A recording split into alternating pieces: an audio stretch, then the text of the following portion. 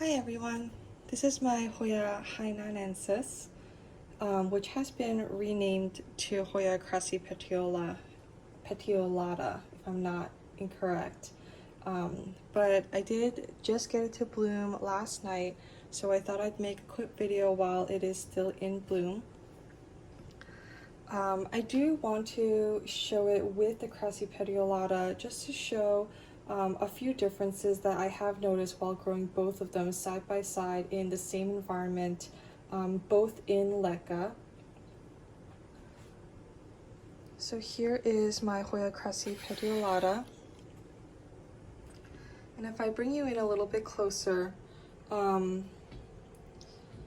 be able to see that the Hoya Crassipetiolata, it does have the widest point near the bottom of the leaves, just like the Hoya Hainanensis does. However, the Crassipetiolata tends to be longer. It's more of a conventional leaf shape, whereas the Hainanensis definitely has a more pear-shaped look to it. And you'll see quite a few of these leaves where you can again see that the widest point of the leaves is at the bottom, but it's definitely more of a pear shape and more of a round leaf. And the leaves tend to be a little bit shorter, whereas a Crassipetiolata can get quite big leaves.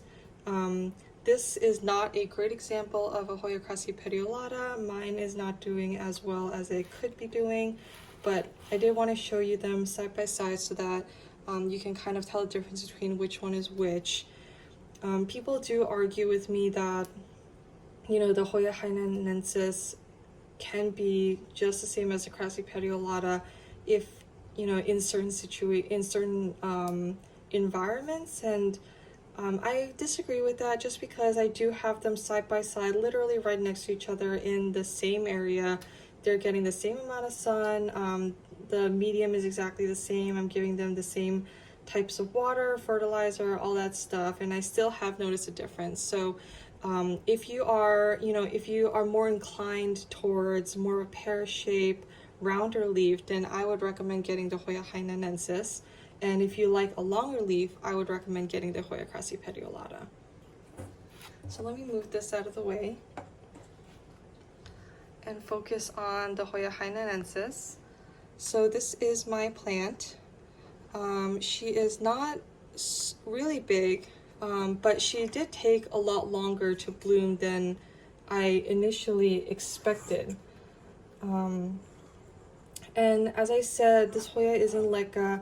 I keep it in a small pot. It's about a 3-inch pot. You can see the roots are going crazy over here, and there's a lot of algae in the reservoir. But the way that I treat my Hoyas in LECA is that I wait until the leaves are showing a little bit of dehydration before I water again. And usually that takes a few days of it drying out. So I do not keep a steady reservoir. And I do think that that is a common mistake that a lot of people make when putting Hoyas in LECA. And I have done the exact same thing where I have tried to keep a consistent reservoir in LECA, as a lot of people are instructed to do when they're first starting off. And that is a mistake in my opinion. I have gotten a lot of rotted roots just from doing that. So in my opinion, what you should be doing is putting a reservoir first and then letting it dry out and seeing how long it takes for the leaves to actually show some dehydration.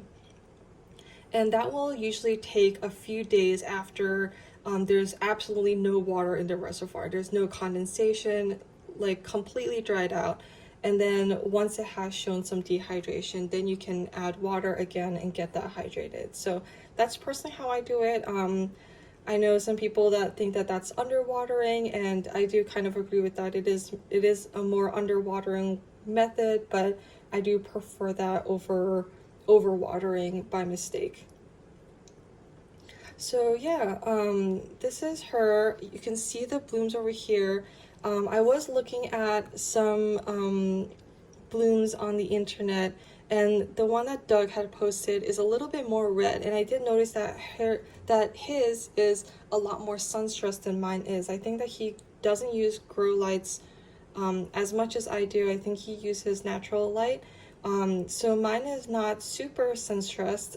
You will see, I'm not sure if you will, but you'll see some sunspots on the leaves.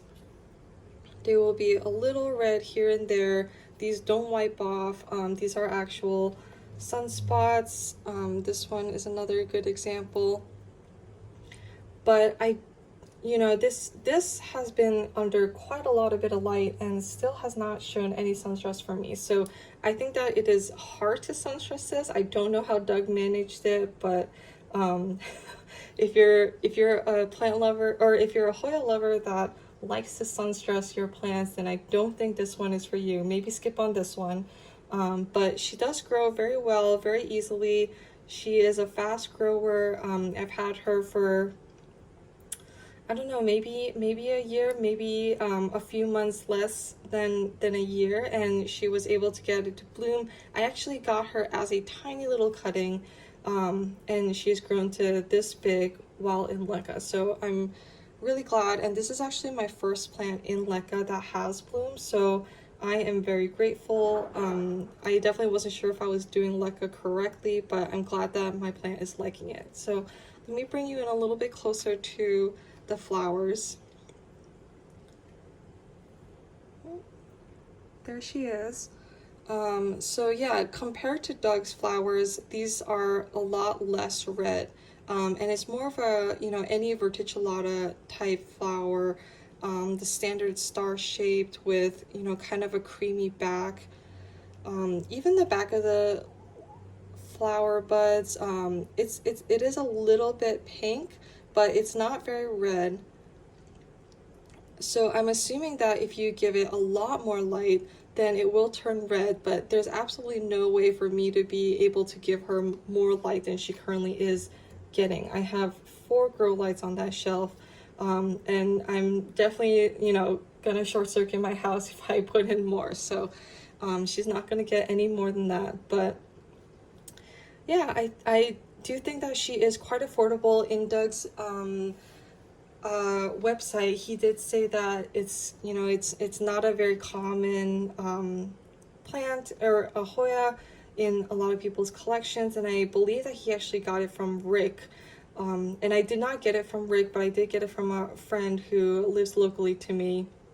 So I do think that it is a little bit more common nowadays. I have seen it for sale in quite a few different areas, not just from Rick, and it is quite affordable. It's not a very expensive Hoya, and again, it's probably because people think that it's just a Crassipetiolata, whereas I would say that there are some differences to it. So if you do have a chance to get one, I would recommend it, and hopefully you will be able to get it to bloom just as I did.